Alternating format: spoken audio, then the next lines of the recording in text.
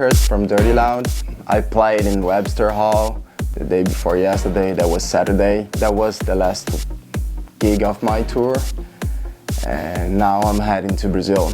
I play at the basement this time. I've been here 2 years ago. I played the main room.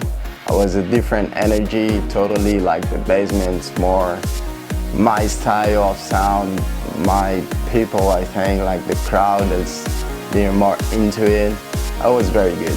I play here in New York only 2 times. That was both in Webster Hall. And I think Webster Hall is very well known and it's always packed, so it's kind of hard to say the whole New York, but about the gigs that I did here, it's crazy. I think I can call one of the best places to be. For sure, one of the best places and gigs I've done, it was South Africa. I did 2 gigs there, actually I did 3. I did one in Pretoria, that is close to Johannesburg, and a festival in Cape Town, and a gig in a club in Cape Town too. That was massive, like the crowd energy, everyone's jumping in and raging and like hands up and taking people, putting their up and throwing it up, like that was crazy night. And I've played Red Rocks once in Denver. That is the massive amphitheater, like very well known. And people from Denver, they're crazy too. I think I can count both of these parties one of the best places I've ever been to. And I've been influenced by every kind of music, like not that much Brazilian stuff, but it has something from Brazil, you know, when you hear like some Brazilian electro, they call like complextro, like you see that it's different from every people that makes it outside of Brazil. But I've been very much influenced by electronic artists too, like especially in the beginning to make like this whole process of complextro. It was like that mouse with Ghost and stuff.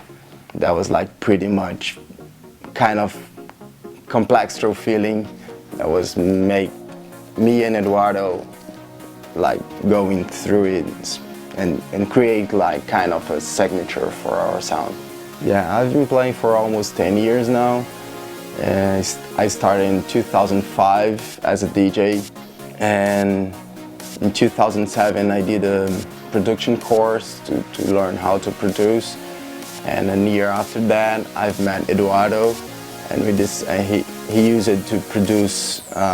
He had another electronic project, and we decided to put our knowledge together and start making Dirtyloud. So we spent a year inside of the studio making new tracks, like making tracks for our project. That was 2008. 2009, we released our first EP.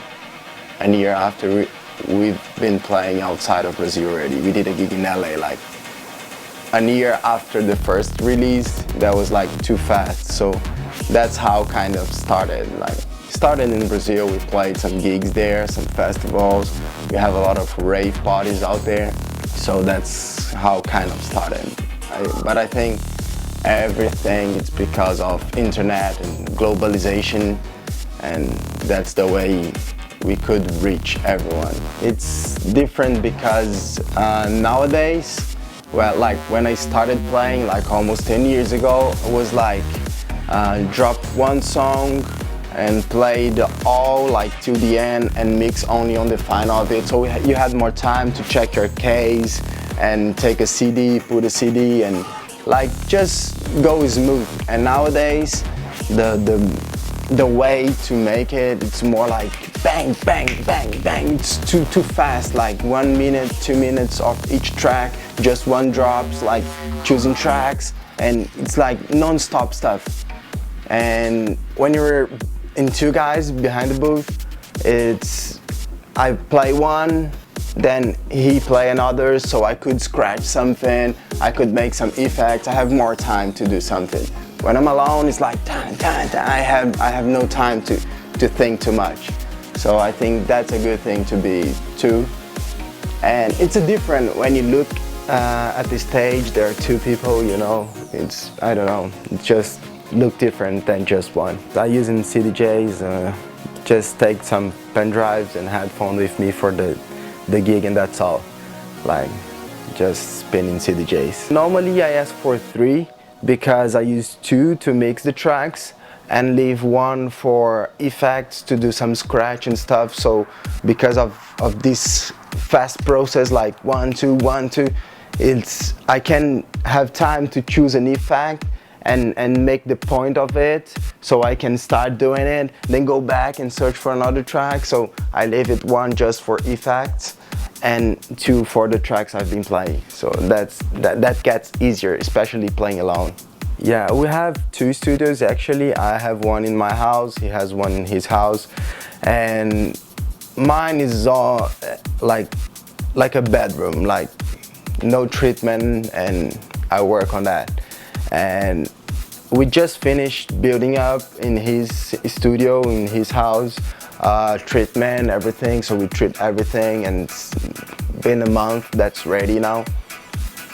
And we are working more there. So I go through his house like at least 2-3 times a week.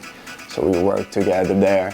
Sometimes when he come like to my place, we do something there. So that's kind of works. Like I do myself something in my studio alone, he do there alone. So it's pretty much everything, like we mixed up. The very first beginning when making the tracks, like battery all the time, like maybe we could think on some melody like, oh, let's do this down, down, down, down, down, down, down, down, down. Okay, it's like just an idea, but when starting a track, it's first of all, it's like a kick. You need to find a good kick and treat this kick so it sounds like you want it, and make the whole battery like snares, claps, and hi-hats and highs and everything. So we put all together so you could start making it. Like it's pretty much our process. Like first of all, it's always battery. I think the first thing that turned Dirtyloud into a unique thing was the sound, for sure. I think we create a signature for our sound. It's like electro complextro thing, but it doesn't sound like every other complextro. It's like when you hear it, it's like, oh, this looks like Dirtyloud.